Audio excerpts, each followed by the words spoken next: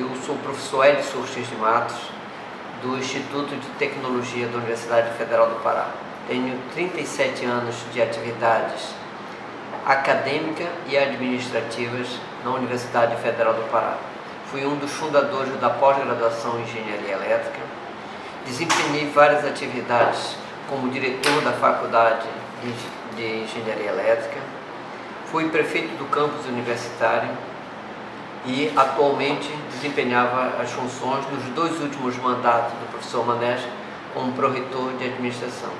Tenho uma vasta experiência administrativa, institucional e também de ensino, e mesmo desenvolvendo as atividades administrativas, eu jamais abandonei sala de aula, principalmente porque eu acho que é fundamental um gestor que tenha uma visão de ensino, pesquisa e extensão da universidade. Eu sou o candidato Edson Ortiz de Matos. Quais foram os motivos que levou o senhor a lançar a candidatura? Por que o senhor quer ser reitor da UFPA? Eu quero, primeiramente, ser reitor da Universidade Federal do Pará, porque eu quero servir mais uma vez à instituição. Meu único objetivo é ser uma pessoa que possa dar a sua contribuição à instituição.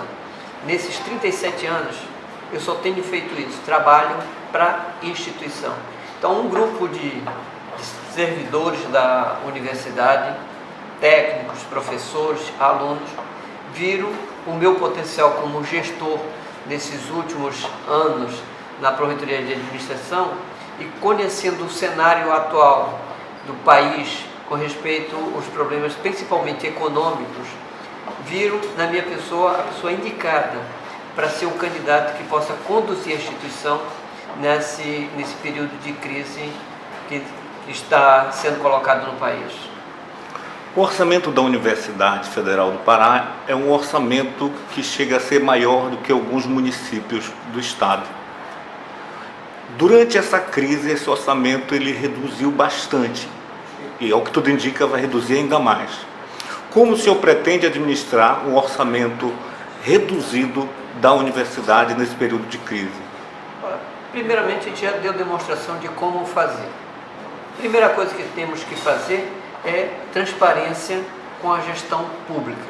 Então, temos que mostrar para toda a comunidade universitária qual é o orçamento real da universidade, onde o contingenciamento foi feito, para que, junto com a comunidade, a gente possa valorizar as atividades, principalmente as atividades fim da instituição, que é o ensino, a pesquisa e a extensão. Normalmente eu digo só a atividade fim da instituição e ensino, porque eu não consigo ver as coisas dissociadas. Então, quando fazemos ensino, estamos fazendo ensino, a pesquisa e a extensão. Em 2014, nós tivemos um contingenciamento ou um corte orçamentário de 9 milhões. E graças à minha sensibilidade e o fato de conhecer a administração, a comunidade universitária não percebeu esse corte. Em 2015, nós tivemos um corte maior, que foi no valor de 46 milhões de reais. Desses 46 milhões de reais, 31 milhões foi de verba de capital. E nós fizemos uma reprogramação de todas as obras e equipamentos que iríamos comprar, para evitar que a comunidade tivesse alguma falta de continuidade nas suas atividades fins. Então, a gente fez um grande planejamento. O que é fundamental? Primeiro é você ter uma transparência com o orçamento institucional, mostrar para as pessoas que a gente precisa adequar este orçamento, considerando as limitações orçamentárias do país. Fundamentalmente, você tem que ter transparência para que as pessoas possam efetivamente acompanhar e apoiar qualquer projeto e fazer intervenções sempre fortes, como fizemos junto ao MEC, para que a universidade não tivesse um corte na sua dotação orçamentária grande que pudesse inviabilizar todos os nossos projetos. Tanto é verdade que do corte de 15 milhões que tivemos de custeio, conseguimos rever para a universidade 6 milhões, fazendo uma gestão junto ao MEC e expondo a situação da Universidade Federal do Pará, que é uma instituição diferente das outras instituições do Brasil. A nossa infraestrutura é muito mais cara. O deslocamento para os nossos campi normalmente fazemos via aérea ou vias marítimas, fluviais. Isso aumenta o custo para nós mantermos essa instituição. Então, eu acho que com transparência e chamando a comunidade para mostrar a real situação da universidade, fica muito mais fácil se administrar. Professor, internamente há sempre uma disputa meio que ideológica, não seria o termo, mas entre as ciências humanas e as engenharias. O senhor é um candidato da engenharia. Qual seria o diferencial de um candidato da engenharia que não irá privilegiar a engenharia, irá trabalhar para a universidade como um todo? Como é que o senhor vê essa discussão internamente? Eu acho que eu já dei essa demonstração através de exemplos concretos. Fui pró-reitor de administração da Universidade Federal do Pará, sou professor da Faculdade de Engenharia Elétrica e quando eu assumi o cargo de pró-reitor da Universidade Federal do Pará. Eu tinha que ter um mesmo olhar diferenciado para todas as unidades. E a grande verdade foi esta, porque nós executamos obras em todas as unidades, independente da denominação do Instituto. Porque a pessoa que quer ser o gestor máximo da instituição, ele tem que entender que todas as unidades fazem parte da instituição. Isso só é universidade porque nós temos as ciências exatas, as engenharias, as áreas de humanas, as áreas biológicas, a área da saúde. Então a universidade é um todo, isto que faz a universidade. Então, independente da minha formação profissional, acadêmica, o fundamental é o reitor reconhecer que todas as unidades são importantes. Fizemos reforma no prédio de filosofia porque entendemos que era necessário. As pessoas que trabalham naquele espaço têm os mesmos direitos e os mesmos desejos que trabalham na área de engenharia elétrica. Então a universidade para mim é uma única instituição que não deve ser diferenciada por causa da formação acadêmica do reitor. Uma outra particularidade da UFPA é ser uma universidade multicamp. Quais são as suas propostas para atender os campos da universidade? Particularmente aqueles campos mais distantes, que é o caso de Altamira, onde só se chega basicamente de avião.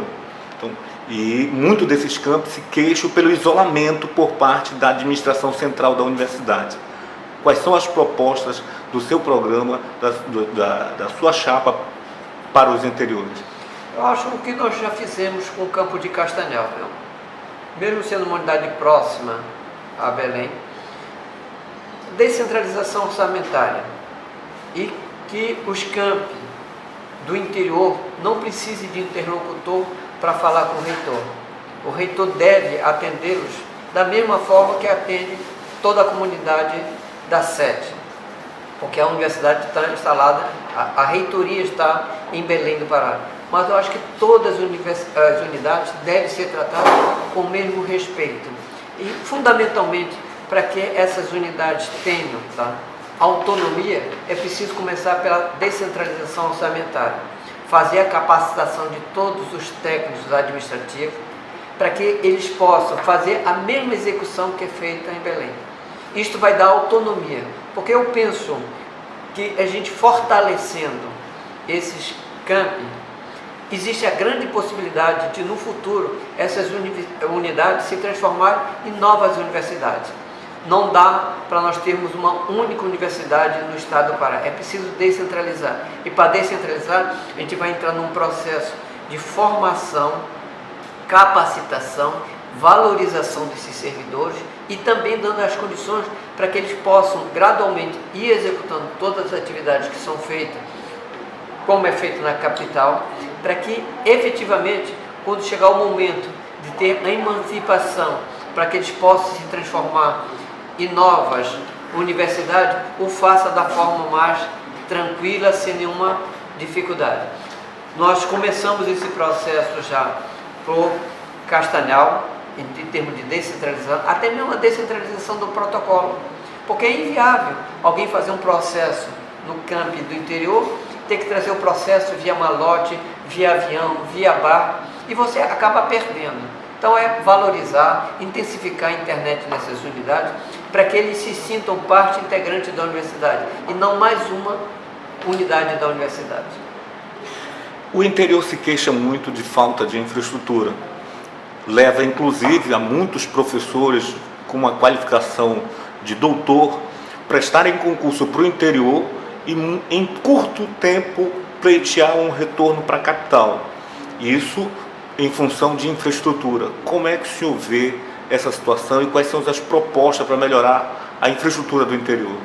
Eu acho que, principalmente, você tem que começar fortalecendo a graduação, dando as condições de trabalho para que esses técnicos altamente qualificados técnico e professor altamente qualificado possam se sentir confortável para desempenhar as suas atividades acadêmicas. É impossível você fixar algum profissional em qualquer que seja a localidade se você não der as condições ideais.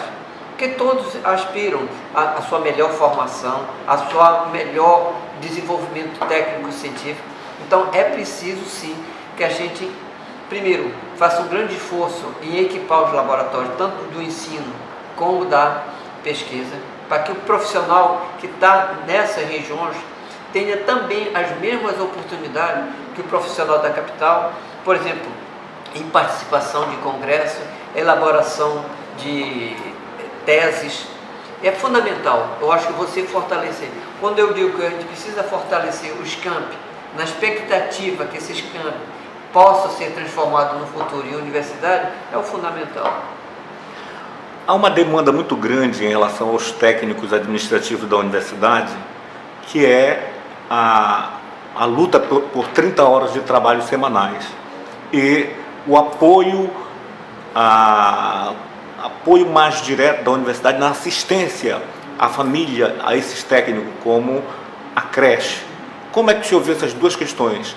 30 horas para os técnicos e essa assistência maior aos técnicos e seus familiares. Principalmente com respeito à carga horária de 30 horas, eu acho que é fundamental fazermos isso. Agora, precisamos fazê-lo de acordo com a legislação, porque nenhum gestor pode ser irresponsável de simplesmente dizer que vai fazer as 30 horas à margem da lei, para que o funcionário no futuro corra o risco de ter que devolver por um serviço que não foi executado. Não seremos irresponsáveis. Agora, se tiver todo um amparo legal, por que não fazer as 30 horas? Com respeito às outras pontos levantados, ora, gente, qual é a diferença do profissional regido pelo regime jurídico único e o CLT? Se os profissionais que são regidos pela CLT têm todo o suporte de creche, de apoio, por que não a instituição viabilizar?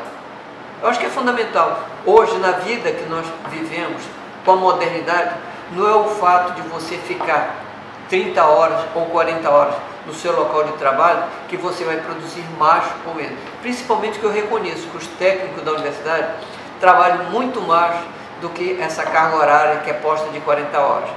Muitos dos técnicos levam a atividade e fazem na sua casa. Então não é o espaço físico que vai determinar a qualificação. Então eu não tenho nenhuma dificuldade em apoiar. Agora, precisamos ter um suporte legal em termos de lei. Aquilo que a lei permitir, a reitoria não deve criar nenhuma dificuldade. Agora, tem que fazer dentro da lei para evitar que no futuro o reitor tenha que cancelar a portaria, como já aconteceu em algumas universidades, principalmente da região norte. E em relação à carreira dos técnicos, a qualificação, mestrado, doutorado e a possibilidade de técnicos assumirem altos cargos na reitoria, como pró-reitoria, ou mesmo uma vice-reitoria e até mesmo a reitoria. O que o senhor tem a dizer sobre isso? Eu acho que qualquer profissional qualificado, independente se for técnico, administrativo ou técnico, ou um professor, ele pode assumir qualquer cargo da instituição. Ele precisa ser qualificado. E eu acho que isso é muito interessante, porque quando você dá a perspectiva que um servidor possa fazer uma carreira institucional, ele cada vez mais vai querer fazer a sua capacitação de tal sorte que ele possa ter uma carreira contínua na universidade. Vou lhe dar um exemplo. Um servidor da Pró-Reitoria de Administração, com já uma grande experiência na instituição. Nós estimulamos que ele pudesse fazer o mestrado e hoje ele está respondendo pela Pró-Reitoria de Administração. Então eu não vejo nenhuma dificuldade, se o profissional tiver a qualificação necessária, que ele possa ocupar qualquer cargo. Isso é muito salutar, porque você cria a expectativa que o servidor que conseguir ter uma melhor qualificação, ele pode ocupar qualquer cargo institucional. Assistência estudantil na administração do professor Ortiz, como é que vai ficar? Eu acho que a gente tem que intensificar a assistência estudantil, principalmente que vem recurso do MEC exatamente para assistência estudantil. Com respeito ao restaurante, nós temos que aumentar a capacidade dos nossos restaurantes, temos que descentralizar o atendimento desses restaurantes, porque, por exemplo, um problema seríssimo que nós temos hoje são os alunos, a comunidade acadêmica do campus 3, que é o campus da saúde. Eles não têm nenhum equipamento que possa atender minimamente as suas necessidades. Então, naquele local vai ser preciso sim fazer um restaurante universitário com equipamentos a mais, porque algumas pessoas trazem a sua alimentação de casa. Então precisa de um espaço que eles possam guardar a sua alimentação, um micro-ondas que eles possam fazer o aquecimento. Então tem que dar essa valorização para o aluno. Porque qual é o importante? É fundamental você utilizar o recurso da assistência estudantil para fixar o aluno na universidade, para que ele possa aproveitar todo o tempo disponível na instituição na sua melhor formação. Se você não conseguir fazer isso, nós vamos continuar com os mesmos problemas que temos hoje, por exemplo, nas nossas avaliações. Os nossos cursos têm tido uma avaliação abaixo da capacidade da instituição. A gente reconhece que a capacidade da instituição é muito grande, a formação do nosso quadro é excelente, mas não está se concretizando essa resposta. Então nós precisamos sim avaliar o porquê desse desempenho. E para que isso possa ser fundamental, o recurso da assistência estudantil tem que ser alocado exclusivamente para atender os nossos alunos, de tal sorte que a gente consiga valorizá-lo e ter esse aluno como parte integrante da instituição. A evasão da universidade hoje é uma evasão considerada. Isso se deve a quê, na sua opinião? Eu acho que falta uma melhor política acadêmica em termos de análise e apoio a esses alunos. Muitos alunos que fazem o concurso para entrar na universidade fazem com uma faixa etária, são muito jovens, às vezes tem uma desilusão muito grande na escolha dos cursos. Então acho que a gente precisa fazer um programa que a gente possa ouvir estes alunos para tentar identificar quais os problemas que estão levando à evasão. E não simplesmente fazer uma análise que o aluno não quer, que não participa da sala de aula. É preciso fazer uma análise e, primeiro, motivar esses alunos a viverem a universidade. Como? Abrindo bolsa de monitoria, aumentando as bolsas da assistência estudantil, que muitos alunos, como você mesmo falou, são alunos carentes que precisam de uma infraestrutura da universidade, porque é muito mais caro o aluno que não conclui o seu curso do que o aluno que conclui o seu curso. Então é fundamental aumentar o número de bolsas para fixar esse aluno na instituição, aumentando as bolsas de estágio dentro da instituição, aumentar as bolsas de iniciação científica e de monitoria. Eu acho que com isso você consegue valorizar muito mais a atividade acadêmica dos nossos alunos na instituição. Professor, recentemente o campus de Altamira foi privilegiado com a criação do curso de medicina. Está previsto o curso de medicina também para Bragança. Quais são suas propostas no sentido de levar para o interior cursos que é muito almejado por essa comunidade que está lá no interior? Cursos de medicina, cursos de odontologia, cursos de engenharias, que a gente sabe que tem um alto custo na sua implementação. Olha, isso é fundamental. A gente não pode segregar o que se chama de interior e capital. Porque a capital tem todos os cursos e o interior não pode ter. Lógico que a gente tem que fazer um planejamento, não vai dar para levar todos os cursos imediatamente para todas as unidades, mas deve ser uma política institucional. A universidade tem que garantir que todos os campi do interior tenham a mesma infraestrutura que tem a capital. Isso é muito bom, porque quando você consegue formar uma comunidade com todo o potencial, essa pessoa já está lá, é muito mais fácil fixá-la. Por exemplo, quando você leva um curso de medicina para um determinado local, o grande objetivo é fixar as pessoas neste local. Então, quando você leva curso de medicina, curso de enfermagem, curso de nutrição, curso de fisioterapia, curso de odontologia, os cursos da área de engenharia, eu acho que você consegue fixar mais o profissional. Porque é muito difícil para o profissional que se desloca de uma unidade do interior do estado para vir estudar na capital, ele acaba se fixando na capital. E a universidade, com isso, não está cumprindo o seu papel social. Qual é o papel social? É dar formação para aquele profissional, para que aquele profissional possa depois retribuir para aquela comunidade o curso que ele fez na instituição. Porque ele fez o curso na instituição com verba pública. E ele precisa dar o retorno para a comunidade, com prestação de serviço, mas estando presente na unidade. Isso que é fundamental. Então, eu acho que todos os campi do interior têm que ter esse apoio para fixá-lo. Agora tem que ficar bem claro. Que não vai dar para nós atendermos isso num único mandato. Mas a universidade tem que fazer um planejamento, tá? Para, a médio prazo, todos os campi do interior tenham as mesmas infraestruturas que tem a Universidade Federal do Pará, campus de Belém. Marajó, Baixo Tocantins, Nordeste do Pará, tem um compromisso do candidato Ortiz, que na reitoria irá trabalhar para que esses cursos cheguem a essas áreas. O reitor é da Universidade Federal do Pará. Ele não pode tratar verificando uma unidade isolada. Ele está assumindo o cargo para ser reitor da Universidade Federal do Pará. Todos têm o mesmo direito, independente da localidade que ele se encontra. Professor, uma outra realidade que nós temos na Universidade Federal do Pará é o acesso. O acesso a esses campos, quase todos se faz por rios, ou poucos por terra, ou por terra e por água, que é o caso de Cametá.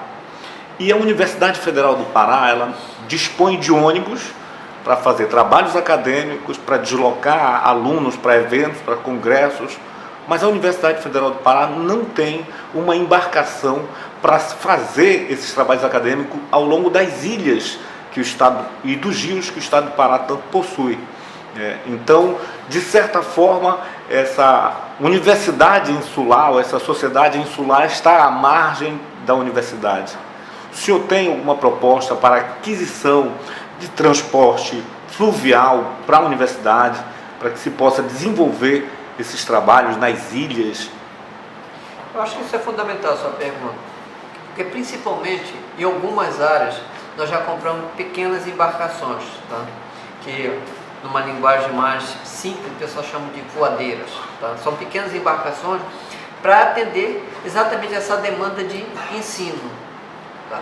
A demanda de ensino, porque muitas dessas unidades precisam fazer coleta de material nos mangues, nas praias, e você precisa ter uma embarcação que possa atender imediatamente. Então iniciamos um processo, compramos, enquanto proreitor de administração, lanchas para atender alguma dessas unidades, lógico, aquelas unidades que efetivamente necessitam. E eu acho que a universidade precisa sim, ela ter uma embarcação, não uma grande embarcação, porque o custo operacional é muito grande.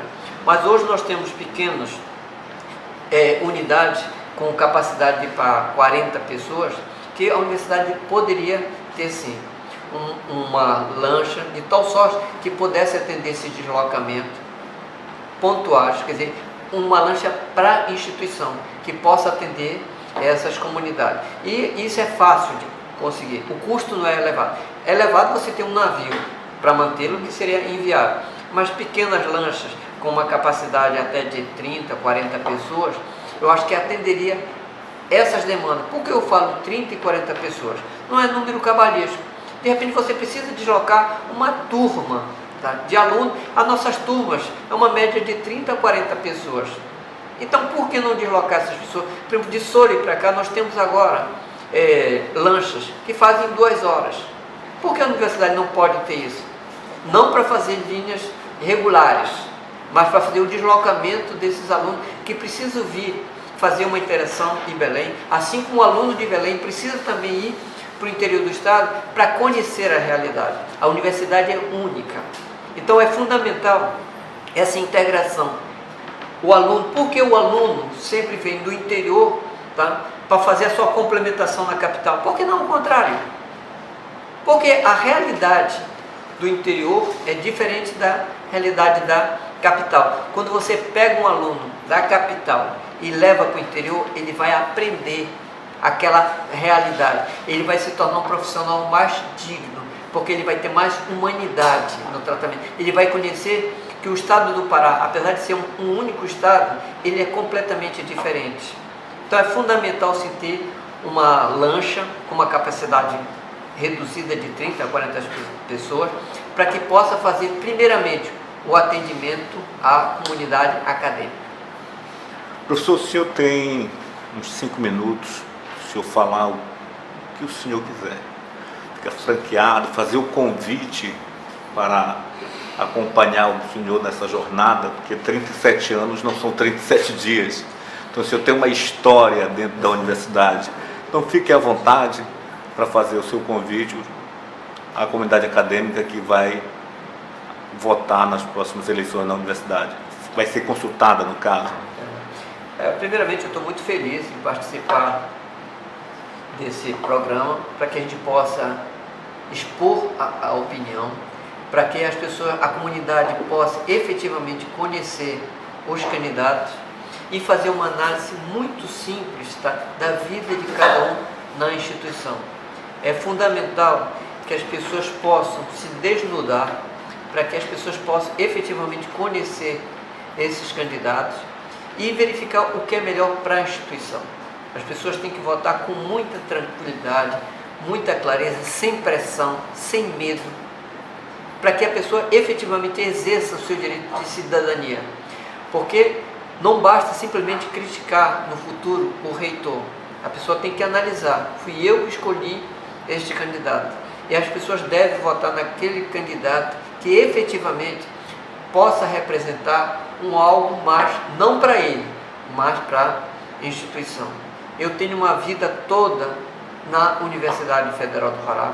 O que eu faço na Universidade Federal do Pará, eu faço como um profissional que mantém o meu sustento e da minha família, mas eu faço por amor.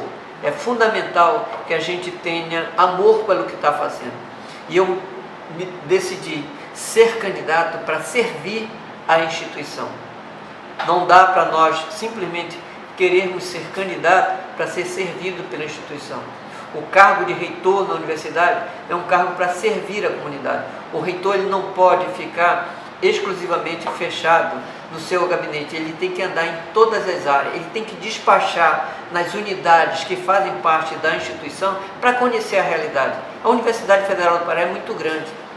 Mesmo com meus 37 anos de vida acadêmica e administrativa na Universidade Federal do Pará, eu não conheço todas as áreas, todos os setores, todas as unidades. Eu tenho uma visão global da universidade como gestor e aprendi muito com o cargo de pró-reitor de administração. Com o cargo de pró-reitor de administração, eu comecei a ter uma sensibilidade muito maior com a universidade, sentir a necessidade. Um pró-reitor e um reitor, ele tem que falar menos e ouvir mais, porque a comunidade tem muito a ensinar para os dirigentes máximos da unidade, da universidade. E eu gostaria de convidar todos a participar de um projeto que a gente possa efetivamente indicar um reitor para a instituição que efetivamente viva a instituição. Eu vivo a instituição. Obrigado, sucesso para todos nós.